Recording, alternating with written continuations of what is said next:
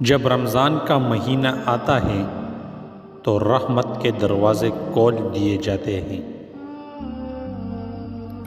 حضرت سلیمان بن عامر سے روایت ہے کہ رسول اللہ صلی اللہ علیہ وآلہ وسلم نے فرمایا، تم میں سے جو شخص روزہ دار ہو تو اس کو چاہیے کہ وہ کھجور سے افطار کرے، اگر کھجور نہ مل پائے تو پھر پانی سے افطار کرے، کیونکہ پانی پاک کرنے والا ہے۔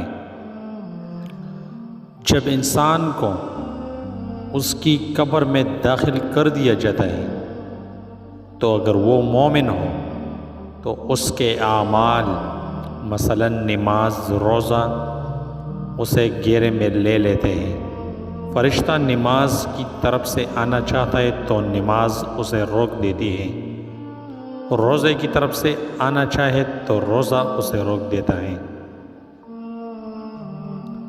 حضرت ابو ہریرہ رضی اللہ تعالی عنہ سے روایت ہے کہ رسول اللہ صلی اللہ علیہ وسلم نے فرمایا، جو بندہ پانچوں وقت کی نماز پڑھتا ہے، رمضان کے روزے رکھتا ہے، زکوٰۃ ادا کرتا ہے اور کبیرہ گناہوں سے بچتا ہے تو اس بندہ کے لیے جنت کے دروازے کھول دیے جاتے ہیں اور اس سے کہا جاتا ہے کہ تو سلامتی کے ساتھ جنت میں داخل ہو جا۔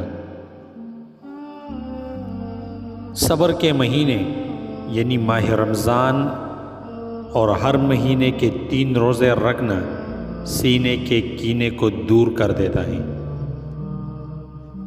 حضرت ابو ہریرہ رضی اللہ تعالیٰ عنہ سے روایت ہے کہ نبی کریم صلی اللہ علیہ وسلم نے فرمایا، جو شخص رمضان کا ایک روزہ بلا عذر شرعی یعنی سفر اور مرض کے بغیر چھوڑ دے، مدت العمر اس کی طلبی کے لیے روزے رکھیں تب بھی ایک روزے کی کمی پوری نہیں ہوگی۔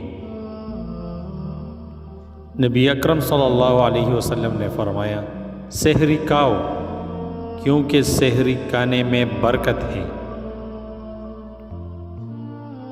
حضرت سیدنا ابو قتادہ رضی اللہ تعالیٰ عنہ فرماتے ہیں کہ حضور نبی کریم صلی اللہ علیہ وسلم سے پیر کے روزے کا سبب دریافت کیا گیا تو فرمایا، اسی دن میری ولادت ہوئی اور اسی دن مجھ پر پہلی وحی نازل ہوئی۔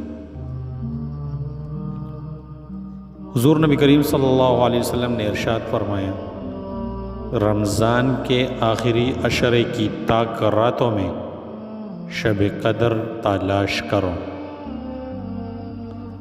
رسول اللہ صلی اللہ علیہ وسلم نے فرمایا، جو شخص روزہ رکھ کر جھوٹ بولنا اور اس پر عمل کرنا نہ چھوڑے تو اللہ تعالیٰ کو اس سے کوئی غرض نہیں کہ وہ کھانا پینا چھوڑے۔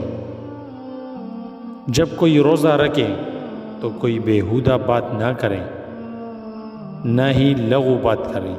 اگر کوئی اس سے جھگڑا کرے یا لڑائی کرے تو وہ کہہ دے، میں روزے سے ہوں۔